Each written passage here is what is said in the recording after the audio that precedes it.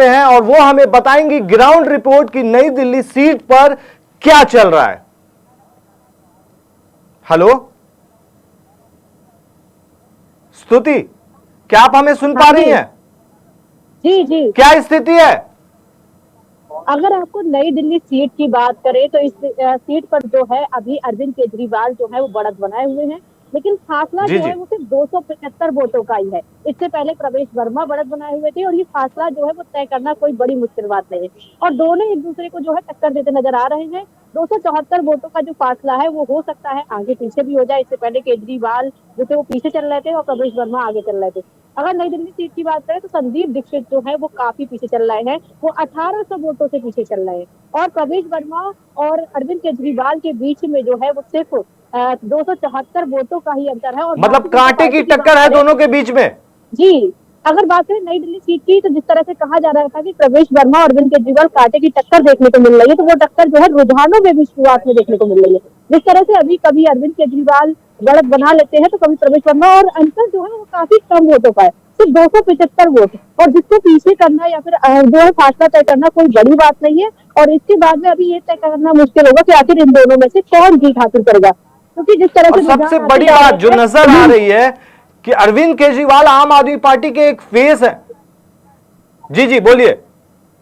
जी, जिस तरह से अरविंद केजरीवाल आम आदमी पार्टी की फेस है और उनको जो अंतर है वो काफी कम है, ऐसे में जो उम्मीदें हैं वो भारतीय जनता पार्टी से लोगों की ज्यादा लग रही है, क्योंकि अरविंद केजरीवाल जी की शिक्षा मॉडल हो, चाहे फिर महिलाओं के लिए योजना हो, कई सारी उन्होंने योजनाएं चलाई है, उनका शिक्षा मॉडल सबसे ज्यादा वायरल है। और ऐसे में अरविंद केजरीवाल का पिछड़ना कहीं ना कहीं दिल्ली की जनता में असंतोष पैदा करता है और इस बात को भी दर्शाता है कि अरविंद केजरीवाल के जो दावे थे, दिल्ली की जनता इस बार उन पर वोट करके नहीं आई है, क्योंकि अरविंद केजरीवाल जितने अंतरों से आगे चल रहे हैं कोई बड़ा अंतर नहीं है और प्रवेश वर्मा कभी इनको पीछे छोड़ देते हैं और कभी वो आगे निकल जाते हैं। अभी जो काउंटिंग है वो बाकी है और 1 बजे तक जो नतीजे हैं वो साफ हो जाएंगे, वो इस बात को दर्शा देंगे कि इस बार नई दिल्ली सीट से कौन बढ़त बनाएगा। तो ऐसा क्या लग रहा है आपको, क्या बड़ी वजह है नई दिल्ली सीट से केजरीवाल पीछे चल रहे थे, जबकि आप पिछला चुनाव देखेंगी तो बहुत आगे चल रहे थे। तो ऐसी क्या वजह है कि जनता ने उन्हें नकार दिया है? अगर आप नई दिल्ली सीट की बात करेंगे तो आपको बता दें कि अरविंद केजरीवाल 10 सालों से सत्ता में है। जिस तरह से दिल्ली का हाल है, इस बार जनता में काफी रोष नजर आ रहा है। जनता ने इस बार जो है विकास के मुद्दे को चुना है। अरविंद केजरीवाल की पहले भी योजना रही है, चाहे बिजली पानी मुफ्त का हो, और नई दिल्ली की जनता जो है वीआईपी एरिया आता है। ऐसे में लोगों ने इस बार जो है वो फ्री को चुनने की जगह सही चुनाव करने की कोशिश की। लोगों का कहना है कि यहाँ पर इतनी सारी समस्याएं हैं, तो उस हिसाब से लग रहा है कि दिल्ली की जनता इस बार जो है वो कहीं ना कहीं बीजेपी की तरफ ज्यादा बढ़ी है, क्योंकि बीजेपी ने जिस तरह से अरविंद केजरीवाल पर कई आरोप लगाए हैं और दिल्ली में कहा कि वीआईपी और पॉश इलाका है, तो इसलिए जनता ने भी कहीं ना कहीं अरविंद केजरीवाल को इस बार काफी कम वोट दिए। तो क्या ऐसा क्या लग रहा है कि इस बार जो है वाल्मीकि समाज की अगर बात करें, जो नई दिल्ली सीट पर बहुत ज्यादा वर्चस्व रखते हैं और धोबी समाज रखते हैं, तो क्या इस बार उन्होंने नकार दिया है पूरी तरह से, जबकि उन्होंने धोबी के लिए बहुत सारे उद्घाटन भी किए थे, बहुत सारे समाज सेवी, बहुत सारे ये ऑर्गेनाइजेशन बनाने जा रहे थे?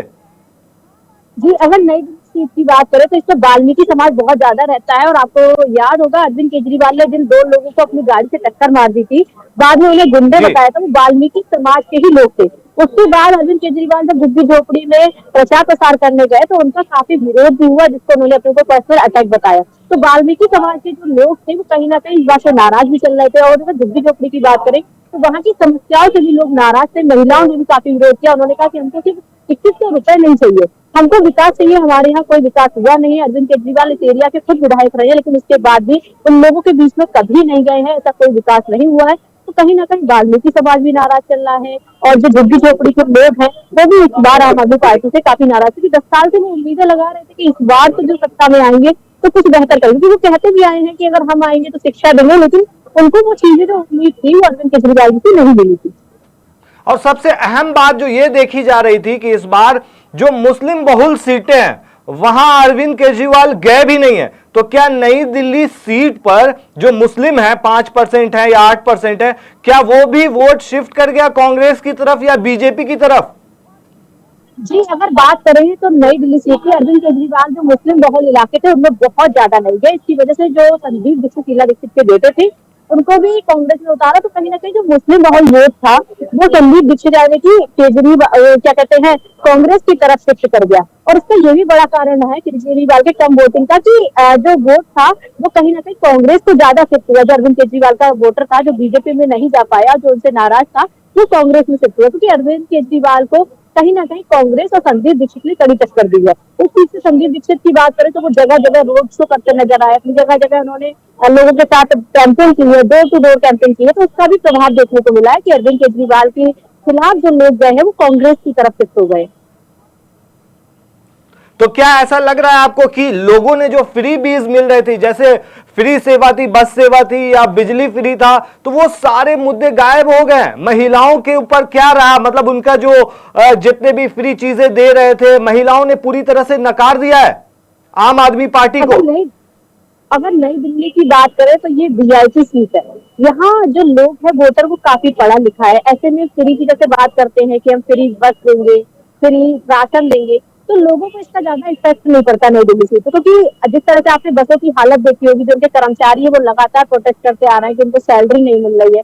ये मुद्दा बीजेपी ने भी उठाया है और लोगों को भी कहीं ना कहीं समझ में आया कि इस तरह अगर फ्री नहीं देंगे तो इस तरह से लोगों की सैलरी भी कहाँ से मिलेगी। अगर बसों की हालत देखेंगे तो पहले से ज्यादा बदतर हो गई है, तो इसीलिए भी कहीं ना कहीं जो आम आदमी पार्टी का वोटर था वो इनकी तरफ से शिफ्ट कर गया। उनको लगा कि ये फ्री की जो योजनाएं हैं वो सिर्फ विकास नहीं कर सकती है, सिर्फ लोगों को एक तरह से उन पर डिपेंड कर सकती है। इसीलिए नई दिल्ली का जो पढ़ा लिखा वोटर है वो बीजेपी या फिर कांग्रेस की तरफ शिफ्ट होता नजर आया है। तो एक आम पब्लिक जो है, जिस तरीके से हम देखेंगे ग्राउंड लेवल पे आप रही हैं, तो क्या वजह रही है बीजेपी की तरफ झुकाव की? क्या वजह है, मेन वजह क्या है?